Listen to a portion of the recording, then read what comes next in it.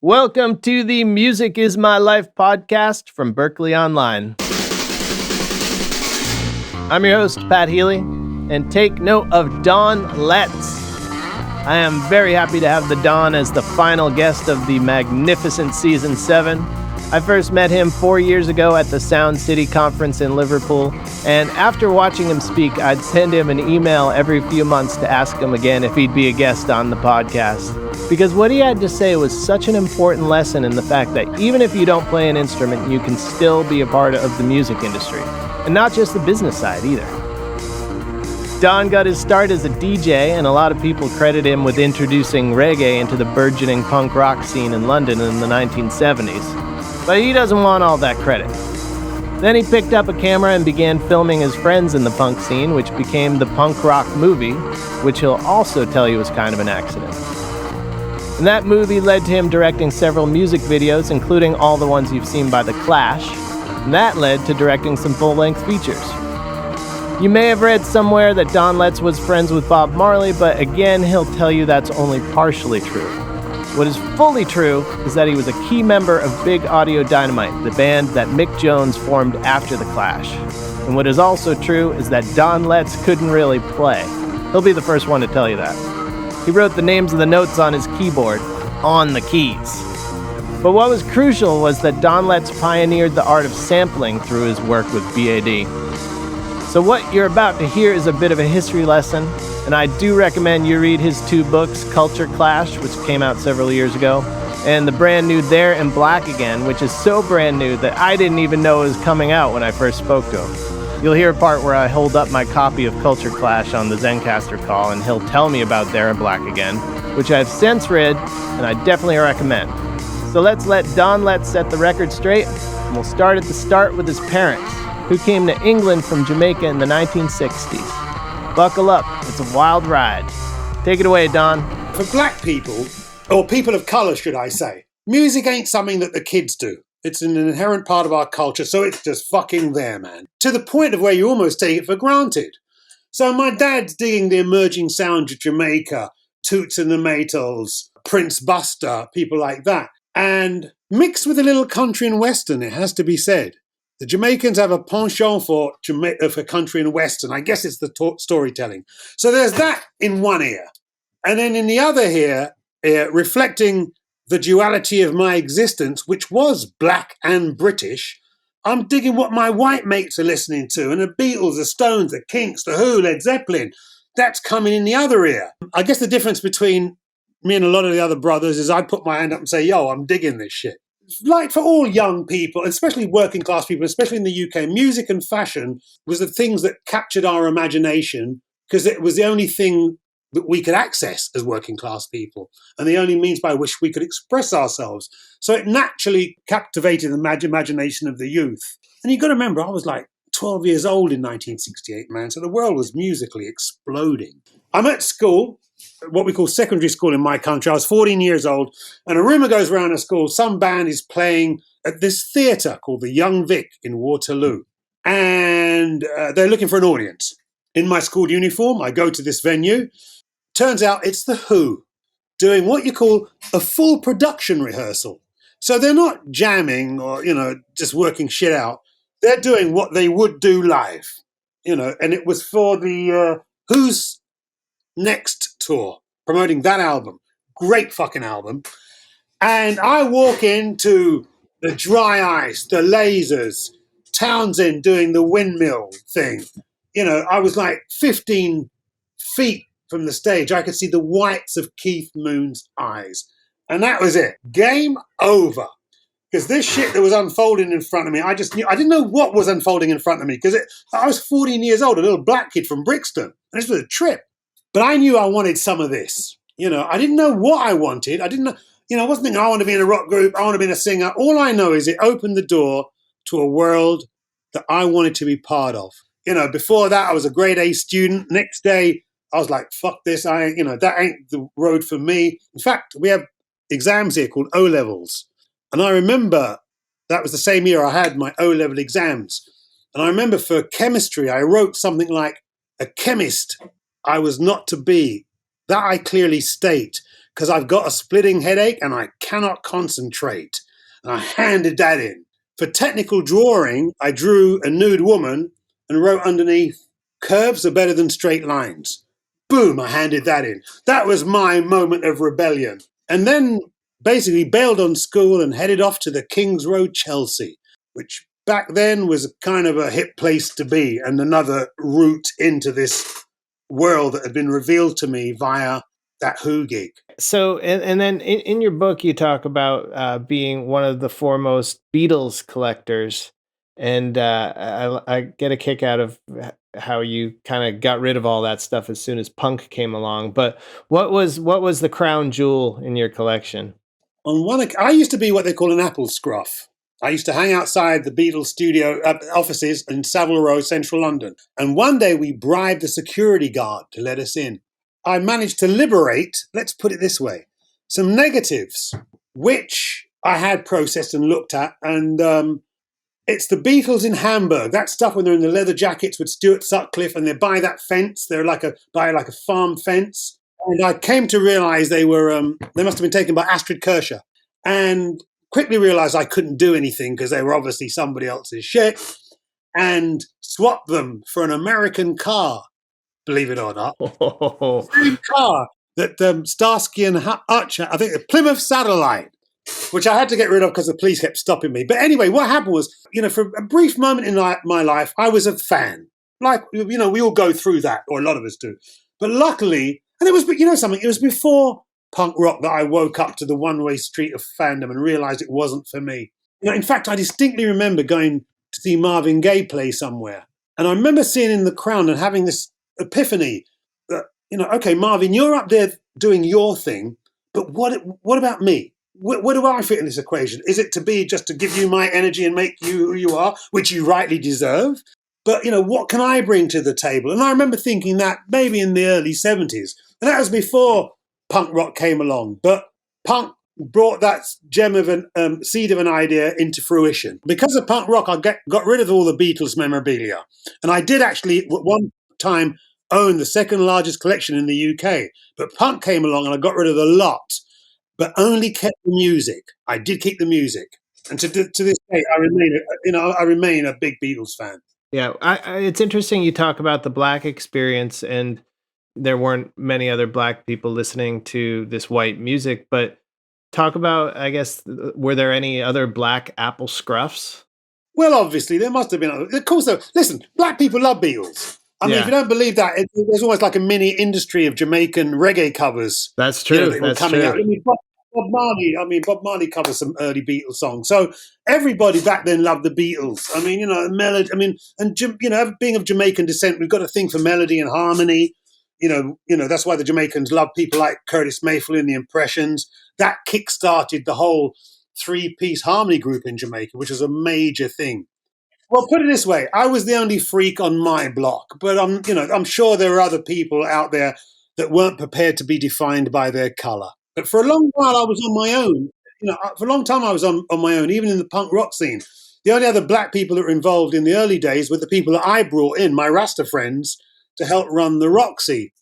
Because, the truth of the matter is, at that early age, in your mid-teens, you get the people tend to get into that tribal thing where I'm either this or that. And like I say early on, I was never up for those labels, man. I mean, you give yourself a label and that's all you can be. I like to remain open. Yes.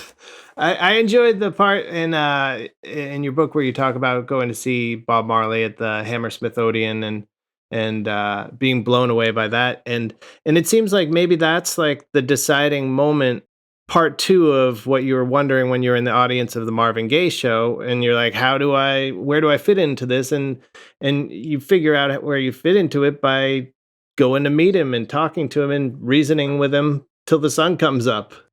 It's interesting you should say that because I'm what you call Black British, which kind of rolls off the tongue now. But back then it was a confusing concept, believe me. And we were running around like a lost tribe. And we're looking to Jamaica because that's where our parents came from. But, we're of Jamaica, but we're not Jamaican.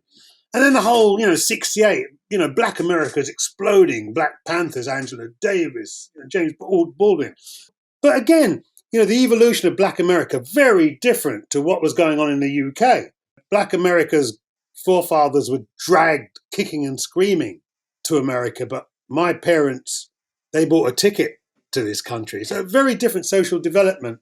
But so we're taking tips from both places, but it took a long time for Black and British to actually mean something. So, the American Black experience was part of that journey, as was the Jamaican experience was part of that journey, naturally. So, yeah, Bob was another building block in me becoming the man I am today. But it was punk that sort of solidified the whole thing for me. But, the Bob thing, there's been a few fortunate moments in my life and, hustling my way into Bob Marley's hotel room. It's funny, over the years, it's like Don Letts was a friend of Bob Marley's. This thing gets repeated on the internet and all of a sudden this repetition becomes the truth. Here's the thing. I hustled my way into his room after seeing this him play at the Lyceum. Incredible show. Like another life-changing moment for Don Letts. Walked out there, changed man. Hustled my way into his hotel room, and as did a lot of the other UK Rastas at the time. And, Bob's in his room and he's sitting in the table in the middle of the room and he's smoking their weed and reasoning and out smoking and out reasoning everybody. And it turns to about 3 o'clock in the morning and he's finished everybody's weed. And he sees me sitting in the corner with my little baby dreads and my little pathetic bag of weed and summons me to the table, whereupon he proceeds to finish my weed. But luckily it was a good draw. And by the end of that, we've made a connection. And when he came back to London in 1977, after he was shot in Jamaica, he was kind of in exile, effectively. Right. Fortunately, he's staying around the corner from where a shop I was running on the Kings Road, Chelsea, called Acme Attraction, which is a whole other story. And because what I had when we first met impressed him, we had a connection. So let's say I took care of him, along with a shed load of other people, it has to be said. So, that friendship thing gets blown out of proportion, I think. But there is one moment that I can claim as specifically mine. And I think, with hindsight, yeah, I can own it. One day I went round to his house to collect some money from him. He owed me some money. And this is 1977. And I'm wearing punk rock trousers, bondage trousers. And I go around to Bob's place and he sees me wearing these trousers. And a little bit backstory. Punk rock had exploded, getting a lot of negative press. And obviously that's the impression that he'd got of punk, this negative nihilism, fuck you kind of thing, which it was never about. It was about empowerment, freedom, and individuality. Anyway, I'm wearing my bondage trousers. And he's like, Don Letts, you look like one of them nasty blood clot punk rock. I'll say it in English. He says, Don Letts, you look like a nasty punk rocker. And I took offense to this. And you got to remember, I'm Don Letts, like Baby Dread. I'm not this loudmouth motherfucker I am now. I was like, well, Bob, I kind of sheepishly, I guess. I'm like, Bob, no, hold on a second. You got it wrong. These are my friends you're talking about. They're not crazy ball heads. They're like-minded rebels. And Bob basically said, yeah, get the hell out of here. And I left with my tail between my legs, it has to be said. However, 3 months later, a much better informed Bob Marley was moved to write the song Punky Reggae Party. So I figured I got the last laugh there. Okay, so you discover punk and you kind of figure out how you fit into that, but with the DJ culture and basically creating a place where reggae and punk intermingle, which is huge. Well, that was an accident. What happened there was I got the gig to play at what was the UK's first live punk rock venue, the Roxy. I won't bore you with how I got that gig. Read my book. I'm going to plug my book in this shit. I got a book, folks. There and Black Again. Yeah, no, that's the wrong book. That's what you've been reading? Yeah. I've just got a brand new book out. It's called There and Black Again. I think that thing came out, what? 10 years ago about, yeah.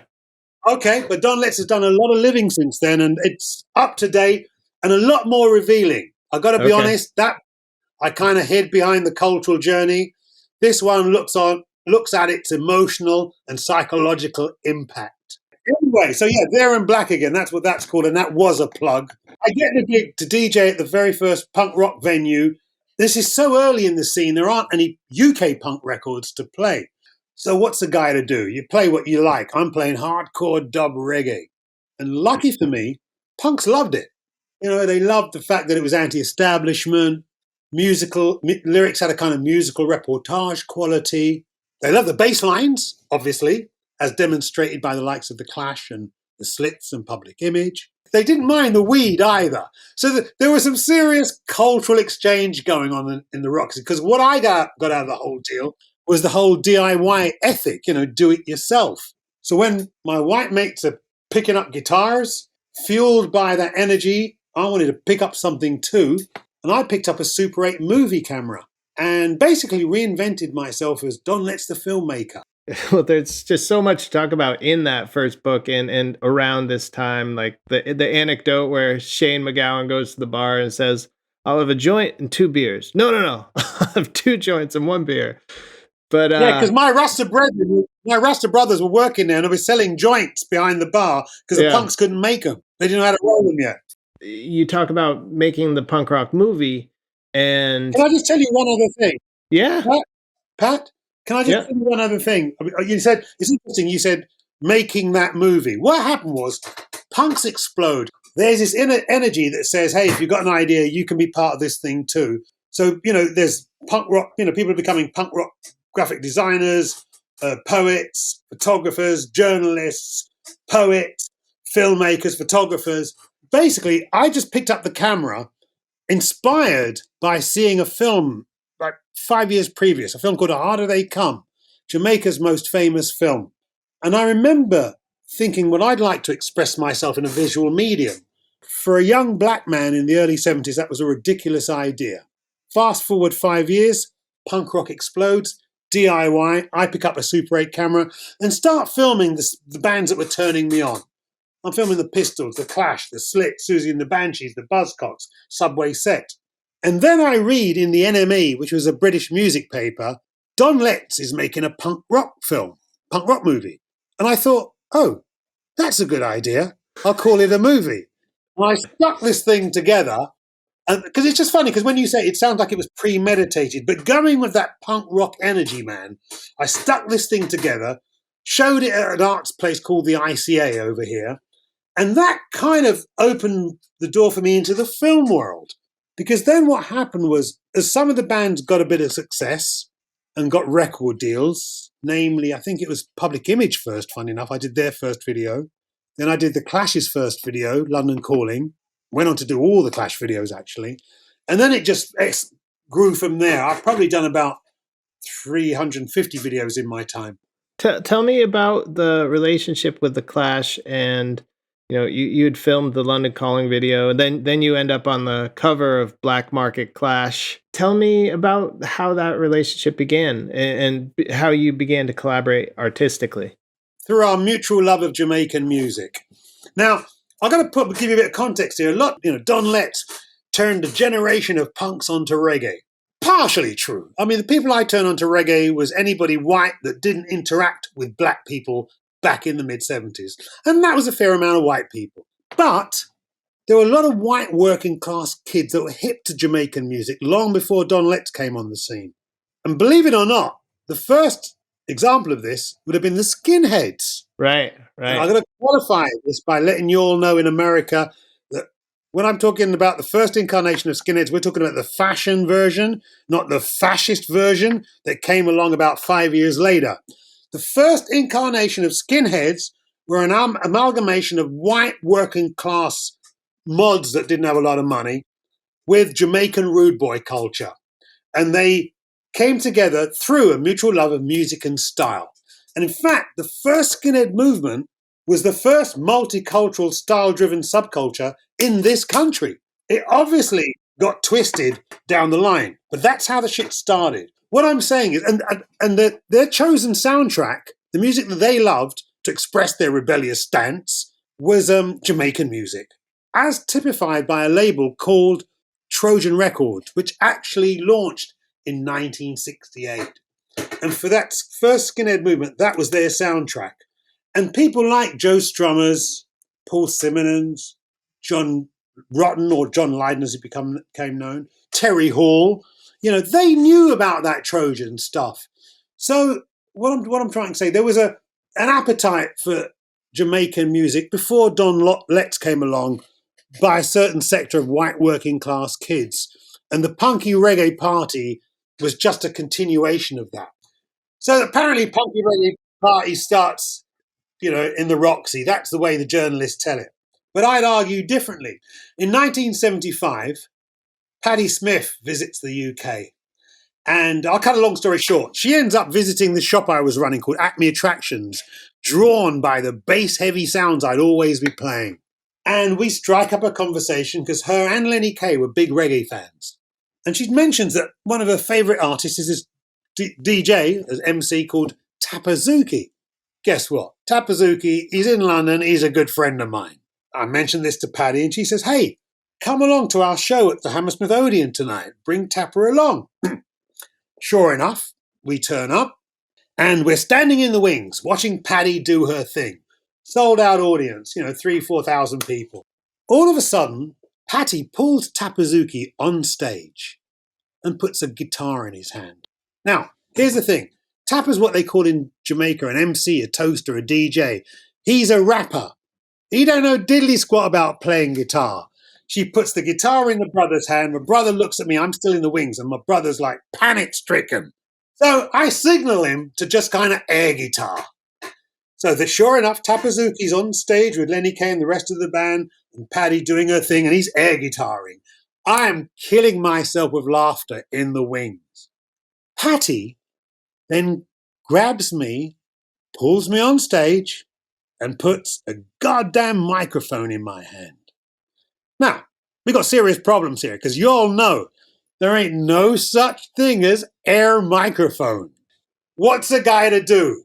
Luckily, I'm wearing my perennial dark glasses, and I break into the heaviest Jamaican slanguage I can manage, so that the audience couldn't tell I didn't know what the hell I was saying. But I look to my left, Tapper's air guitaring. I look to my feet. Paddy's now got a guitar riding on the floor, trying to play guitar, it has to be said. I look at the audience, and they're digging it. It was like unreal. And it was the most surreal moment in my life. I mean, I'd never been on stage, had no desire to be on stage, but I maintain that was the birth of the punky reggae party, man. Sorry, man, I'm distracting you. Come on. It's all right. It's all right. Okay, so basically, I want to know a little bit about the artistic give and take that you had with Mick and Joe, how you did their videos, and then they put you on the album cover of the EP.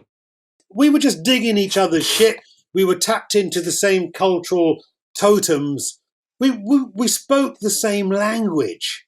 And I was enamored with what they brought to the table. Mick Jones, what a great guitar player, man. I don't think, he's given enough props. Strummer, those lyrics. He had more ideas in one verse of a song than a lot of bands have on their entire album. And that combination, it was like a Lennon and McCartney, Jagger and Richards, Morrissey and Marr. We're talking about that kind of magical chemistry. It was a total buzz to be around that shit, man. I don't know who I'd be without the Clash, to be honest. That album cover thing, I mean, that picture, who says a picture doesn't lie? The camera doesn't lie. That picture, a little bit of background, it shows me fronting a lot of policemen, right? It looks kind of macho, doesn't it? Truth of the matter is, I didn't know that picture was taken when it was taken. And what the camera doesn't show, or the picture doesn't show, is behind me, the thousands of brothers with bricks and bottles that are about to fucking annihilate these policemen that you see in the picture in front of me. So Don Letts, I tell you what I was doing. I was getting out of the goddamn way. That's the truth of that picture. Really, funny. I'm not seriously. I mean, come on. Am I going to go, I ain't that stupid. I'm a lover, not a fighter. Give me a break. But seriously, that's what's interesting. So like I said, behind me, there's all these brothers with bricks and bottles about to rain Armageddon down on these policemen. Yeah. And Paul, that was Paul's idea to use that picture. So then you start to make videos, and there's an interesting part in this book where you talk about the budgets and kind of being surprised by it's just a different experience because you have a budget and you have other people helping you out, and you had to kind of come up with a different way of working. Yeah, but you know what? At the end of the day, it's all about the fucking ideas, man. I mean, as long as I had the ideas, and I'm underplaying the whole thing. You know what I love about film is the collaborative process, where people all know their part in the equation. Going back to what we said earlier, and you're working towards a common vision, which ultimately is the film or the video. I mean, I do care about I do care about everything I put out there, and the blueprint for that is a good example for life. You know, people knowing what they do within a certain thing, working towards a common goal. And I loved that aspect of filmmaking. You know, and also the other thing it highlights is the art in all aspects of life. You know, I tell people there's a reason that editors get Oscars and the sound man gets an Oscar and the art department gets an Oscar. You know, and I think, again, it's a good example of, you know, we need to appreciate the art in all aspects of life. Everybody can't be on stage with a goddamn guitar or a mic in their hand. But that doesn't belittle all the other things that constitutes, you know, life and getting us through this madness. You know, so I believe a doctor, a school teacher, I don't even eat meat, but a goddamn butcher can be an artist if he applies himself that way. And I'd say we need more art. We need to appreciate the art in everyday life rather than the obvious stuff. Stage is full up, people. History seems to have lost, and I remember this because I remember when Bad first came out, and there was all the sampling, and now it's just taken for granted. This is sampling. This is cool. This is great. But during that time, there was a big debate about like, is sampling art? Isn't it just taking other people's inspiration? But you were really on the forefront of that. Initially, I have to admit, I was stealing samples and dialogue from some of my favorite movies to give the songs a kind of cinematic effect, because that's sort of where I'm coming from, I have to say. That quickly became part of the identity of the band, that whole sample and dialogue thing. But you know what? I quickly realized you don't get paid for stealing other people's shit. I'm not being funny, but that was easy to work out for us back in the day. Some people's tracks are built on the sample. That is using other people's shit. The acid test for us was, if you took the samples out, what are you left with? And that was the acid test for us. So for us, the samples were acoustic sonic salt and pepper. Mm-hmm. That we never built a track on a sample ever. So, you know, that's an easy one to work out, really. Right. But it's interesting, though, how it's basically taken for granted now. I mean, I feel like culture just accepts sampling, and as well they should to an extent. Well, it's funny. In my old age, I've come to realize that aren't we all products of some kind of sampling? Yeah. I mean, I'm not about you, but I mean, nothing comes out of a void, man. And you take shit in, and some of it sticks, and you reinterpret it, and you put it back out. I kind of resolved that within my mind. Actually, it's through Big Audio Dynamite that I came to this conclusion that, in a way, everything we are, in a weird way, is sampled. And I think it's all about whether you apply self-interpretation. You know, you've got to be able to take this stuff in and make it your own, make it apply to you, and put your own spin on it. Otherwise, it's slavish imitation, and that ain't no good. Right. But I mean, you know, what does come out of a void? You know, people give you they give you these building blocks, and if you're smart, you kind of come to other kind of equation, or answers by assembling in different ways. You know, I mean, and some people just put the building blocks together as per the instructions. But some of us fuck with it. Some of us get punk rock. You've recently been doing a podcast and a radio show. You know what? For me, music and sound and vision and style, and it's all part of one thing for me. It's all one expression. So the podcast thing wasn't that big a deal, because I've been doing a radio show on the BBC for 15, 16 years now. Culture Clash Radio, BBC Six Music Sunday nights. You can download it. That was another plug. Perfect. And the podcast things, I've got some podcast stuff that's out there. Some I'm really pleased with, actually. I'm going to plug this because people of America, do it. You'd appreciate the cultural content. There's something on iTunes called Turtle Bay, where I sort of run down the history of Jamaican music in about 6 episodes. And if I may say so, kind of cool selection. You know, it ain't Don Letts talking all the time. I don't like those podcasts. Too many words. I let the music do the talking. Right. But you get some education as well. Right. This one will be Don Letts talking all the time. Sorry. But no, I mean, I just kind of wanted to come back to, it seems like you do get something out of turning people on to different types of music. It's just conversation, isn't it? It's cultural conversation. And the good thing about conversation is it's two-way. I mean, as much as this radio show, for instance, you could rely on the tried and tested, but that'd be boring. I mean, I think as a radio broadcaster, you're bound to kind of move things forward. And a third of every one of my shows is brand new music. And not only am I turning the audience on, I'm turning myself on. I'm staying in touch with the world now in contemporary ideas and themes. I don't believe that music was better back in my day. That's when you get old, man. I mean, I actually believe that music is the elixir of life. If you stay in touch, if you desire to stay young, if you want to remain open to all the world has to offer, music's the way to go. I don't know if you do get into this in There in Black again, but you don't necessarily get into it in Culture Clash book. What were your thoughts when Bad 2 soldiered on without you? I mean, and they changed the name, so that must have felt like a good, respectful thing to do. So put it this way: listen, anything that you have to stick 2 on the end, you got problems. Jaws 2, Alien 2, anything. But no, listen, don't get it twisted. Mick Jones, I was pissed off that we'd done all this groundwork. And these guys get all that credit for things like Rush and Globe. Come on. They were great fucking records.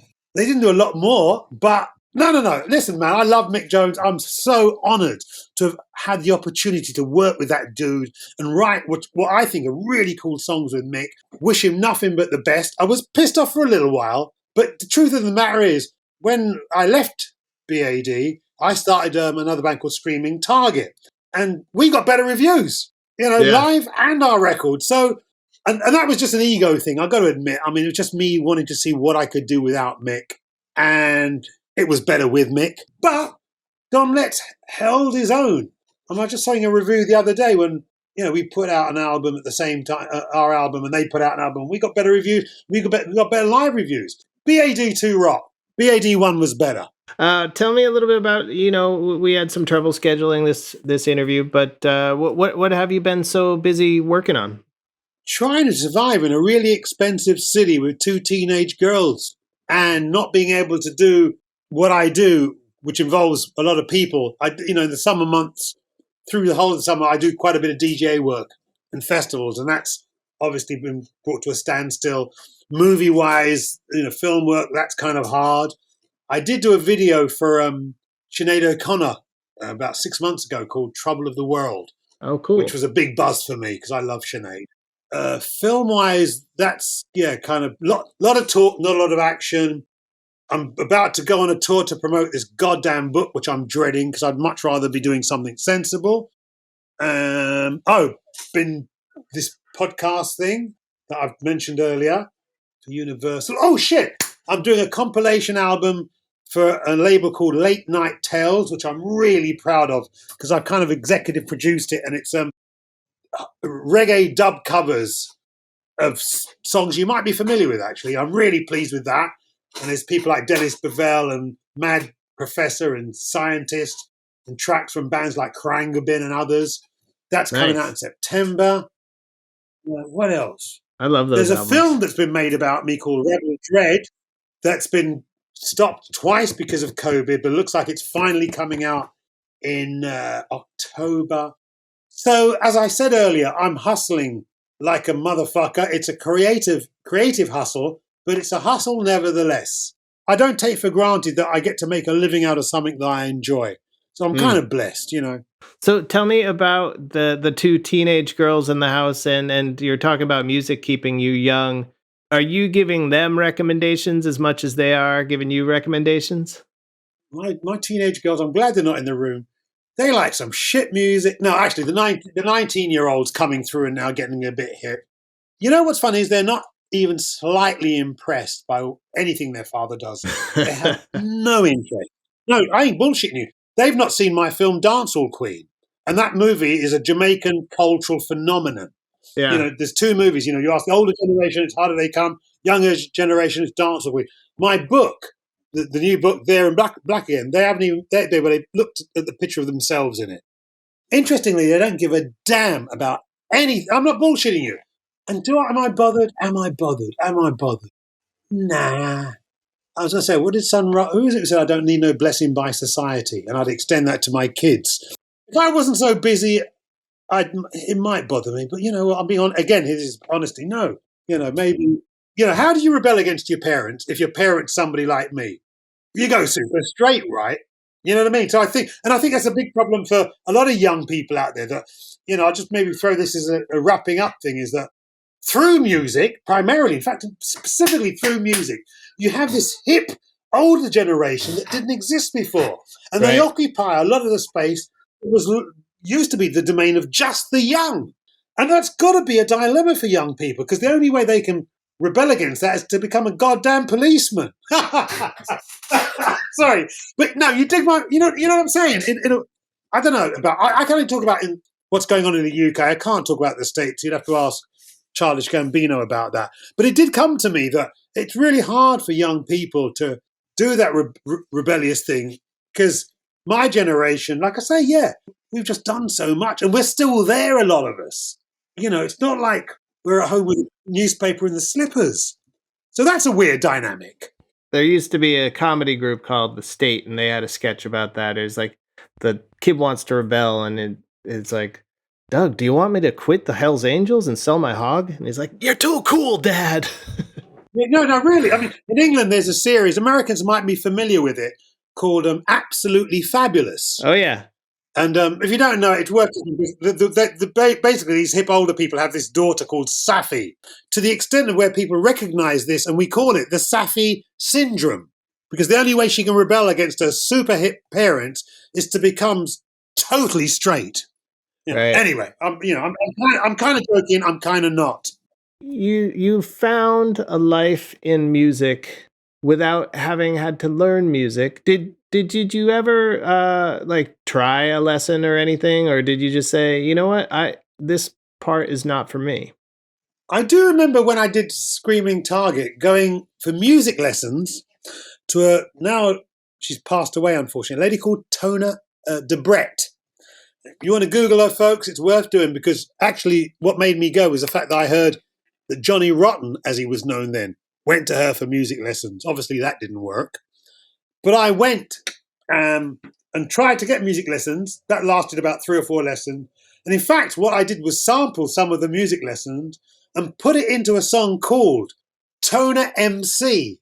And if you can, I guess that's what the internet's for. I'm sure it's out there. It is. It'll be out there somewhere. And it's me. And I actually sampled her and got her to do vocal parts. And the whole song, it's a comedy song, I guess. You know, it's a humorous thing. Is this, you know, sort of aspiring Jamaican dude trying to learn to sing. And she's like straight up upper class, white bread British. And she's very like posh and that. So if you want to know, yeah, that story, check out Tona MC. It's actually worth a laugh. And there's a great sample of Prince in there that makes it work. You know what? I've come to the conclusion that it's a good thing that I can't play a musical instrument.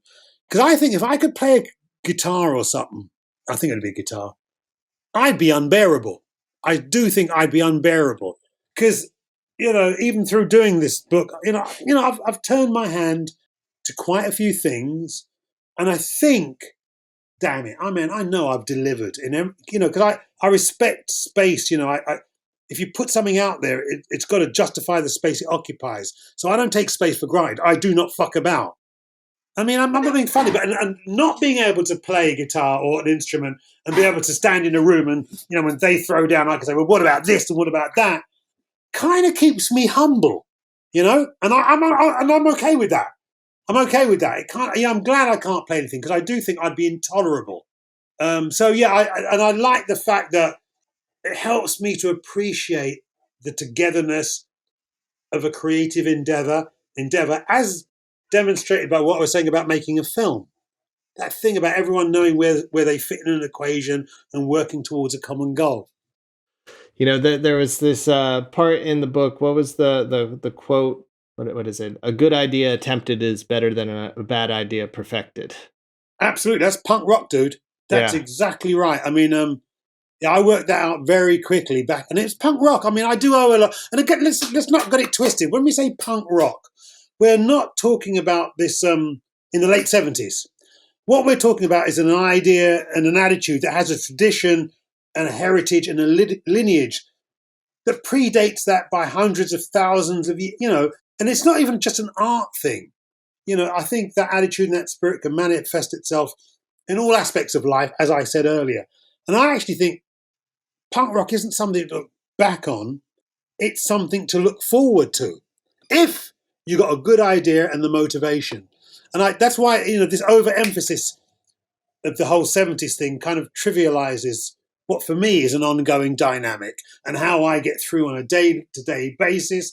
And I think looking at what's predicted for the world in the future, you're going to need some punk attitude to get by. It'll serve you well. Serves me well. Punk is about empowerment, freedom, and individuality. The inimitable Don Letts, listeners. So if we learned something from this podcast, we learned that you don't need to know how to play an instrument to have a career in music. However, learning how to play an instrument can help. And because you listen to this podcast and listen all the way to the credits of this podcast, I'm going to offer you the chance to try a Berklee online course for $100 off the usual price. All you have to do, visit musicismylifepod.com, and you'll find all the info you need there. This episode was edited by Talia Smith, mastered by Jose David Vindis-Mora. All visual assets coordinated by Mike DeBenedictis. Social media by Brooke Larson. Web assistance courtesy of Mark Thomas, Steve Zimmerman, and Joe McDonough. Thanks to our video team who posts these episodes on YouTube 2 weeks after they premiere on podcast services. I wrote and recorded the Music Is My Life theme song, but the expert remixing comes courtesy of Lily Dickinson. Special thanks to all the people who helped make this a magnificent 7th season. Gabriel Reifer Cohen, Greg Fauscher, Ashley Pointer, and you, our listeners. Please leave a review on iTunes so we can continue to build upon what we did this season when we come back. Have a great summer. Stay inspired, listeners. Talk soon.